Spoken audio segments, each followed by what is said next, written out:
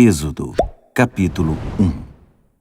Estes são os nomes dos israelitas que foram com Jacó para o Egito, cada um com sua família: Rúben, Simeão, Levi e Judá; Issacar, Zebulon e Benjamim; Dan e Naftali; Gade e Azer. Ao todo, eram 70 pessoas da descendência de Jacó. José já estava no Egito. Então José morreu, e morreram todos os seus irmãos e a geração inteira. Mas os descendentes de Israel continuaram a ter filhos. Eles eram extremamente férteis, e houve uma explosão populacional no país que se encheu de israelitas.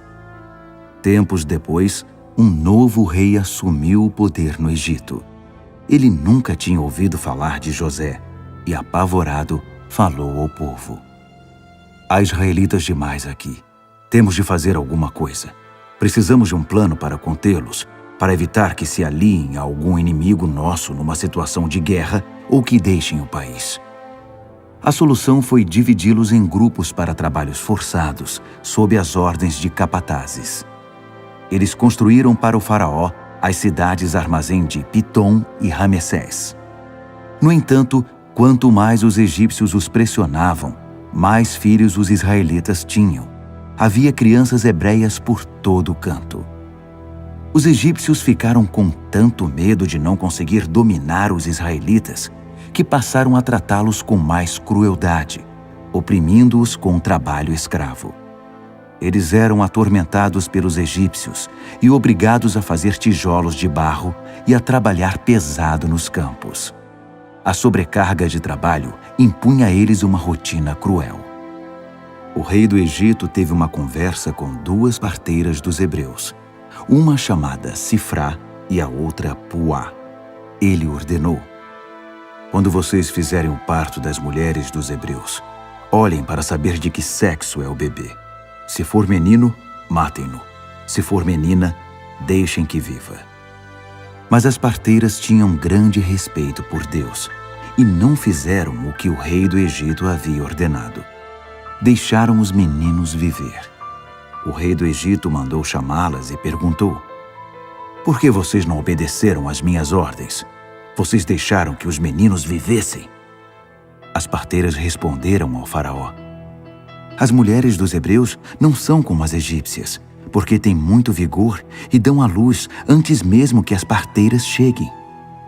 Deus estava satisfeito com as parteiras, e o povo continuava a aumentar, tornando-se muito forte. E como as parteiras honraram Deus, Ele permitiu que elas também constituíssem família. Então, o faraó expediu o seguinte decreto: "Todo menino que nascer deverá ser afogado no Nilo, mas deixem as meninas viver." Êxodo, capítulo 2. Certo homem da família de Levi casou-se com uma levita. A mulher engravidou e teve um filho. Ela percebeu que se tratava de uma criança especial, por isso o escondeu durante 3 meses.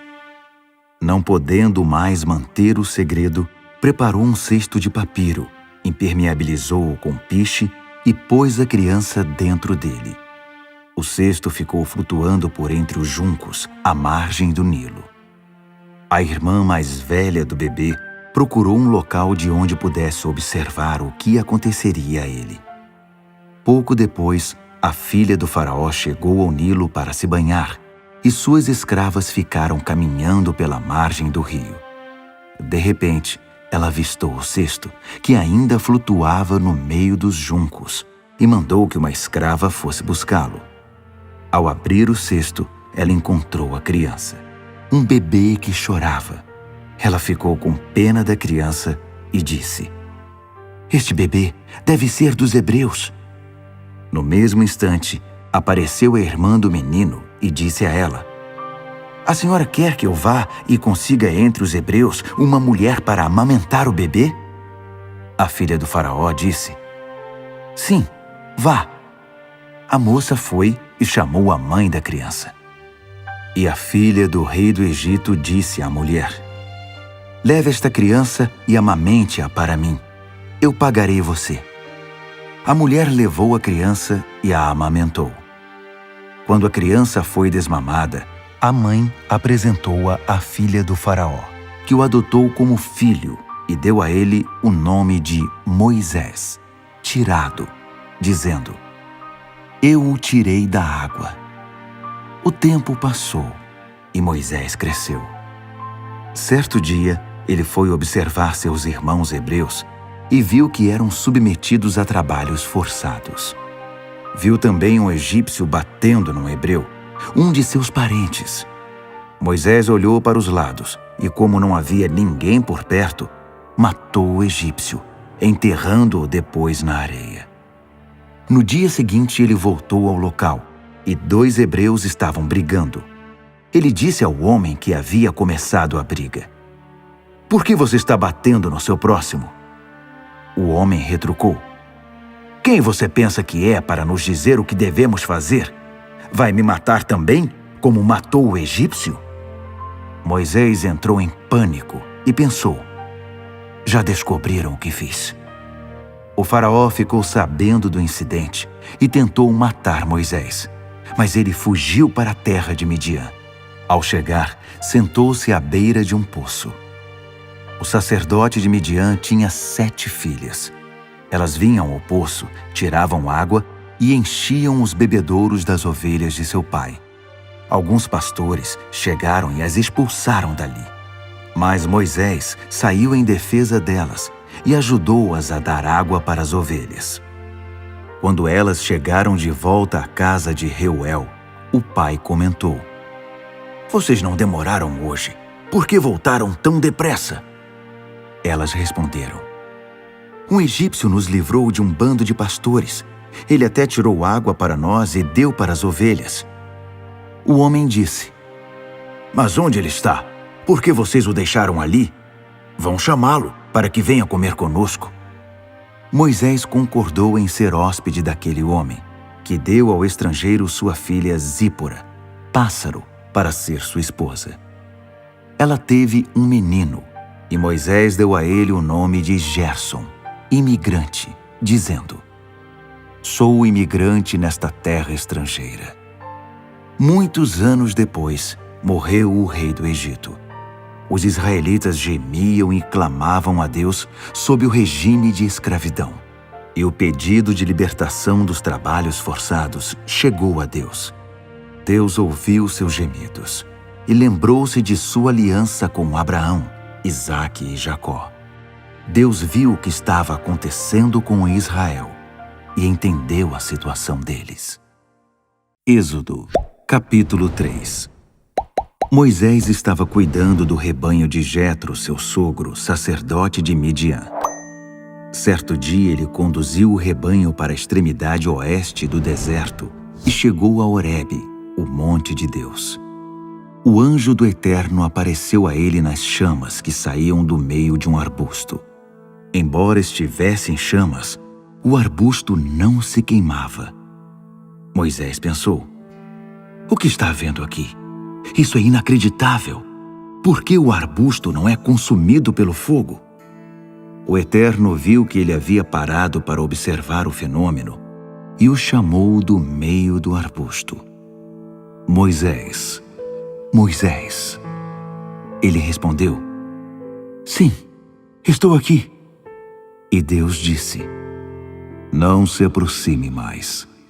Tire as sandálias dos pés. Você está pisando em solo sagrado." Ele prosseguiu: "Eu sou o Deus de seu pai, o Deus de Abraão, o Deus de Isaque, o Deus de Jacó." Moisés escondeu o rosto, pois ficou com medo de olhar para Deus. E o Eterno disse: "Faz tempo que venho observando a aflição do meu povo no Egito. Ouvi o povo clamar por livramento das mãos dos seus senhores, e conheço muito bem o sofrimento dos israelitas. Agora desci para ajudá-los, para livrá-los do domínio do Egito, tirá-los daquele país e levá-los para uma terra boa, ampla, cheia de leite e mel, hoje habitada por cananeus, hititas, amorreus, ferezeus, heveus e jebuseus.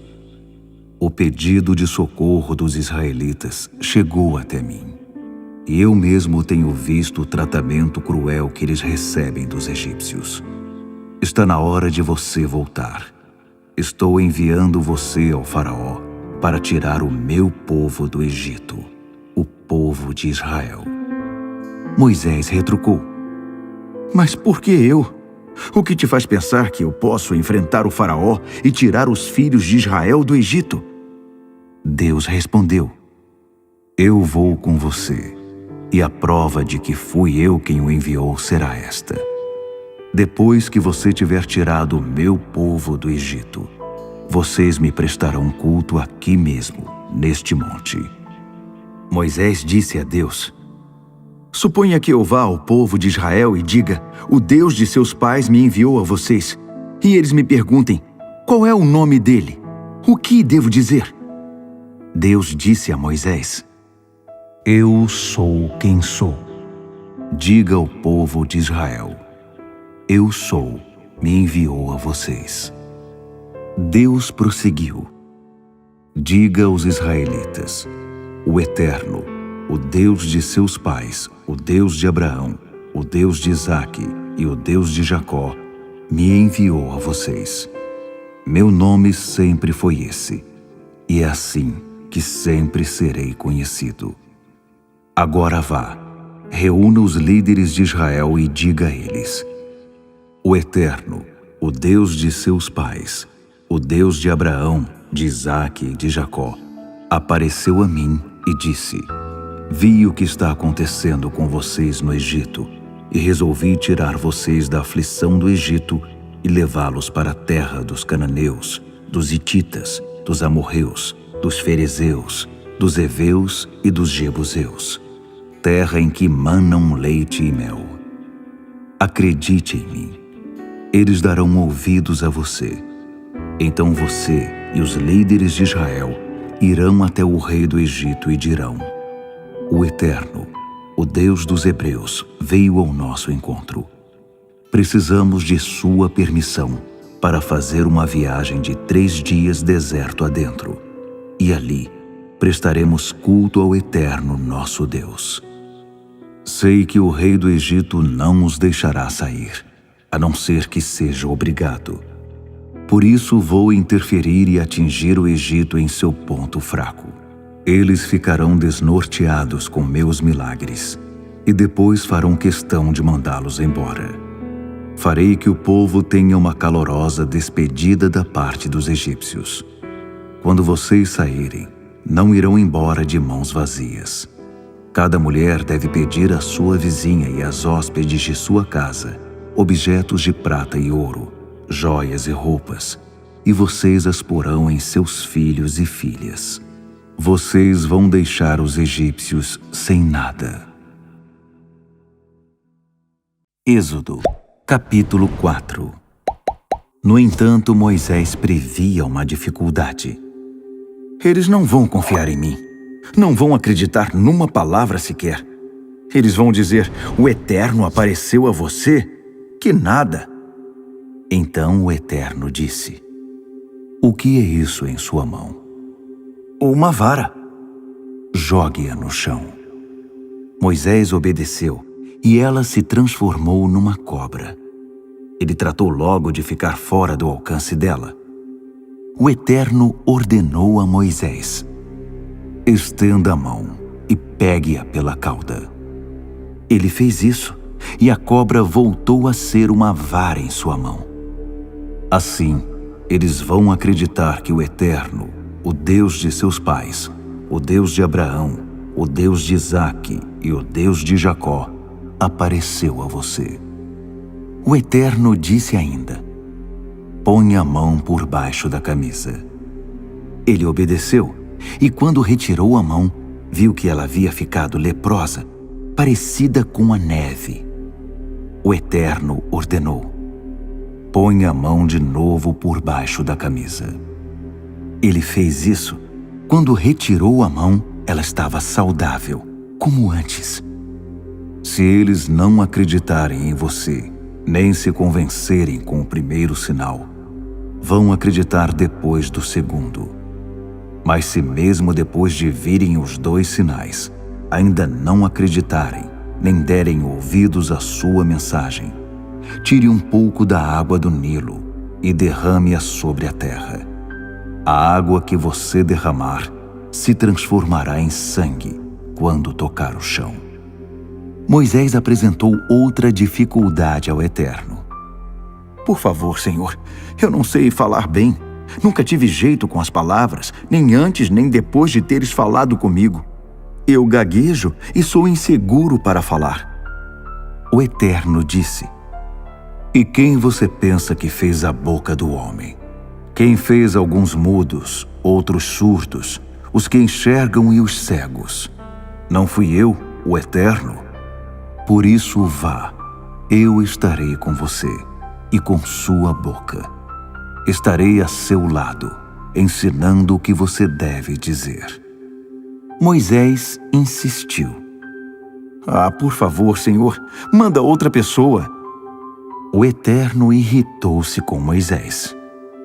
Você não tem um irmão chamado Arão, o levita? Ele tem jeito com as palavras e fala bem.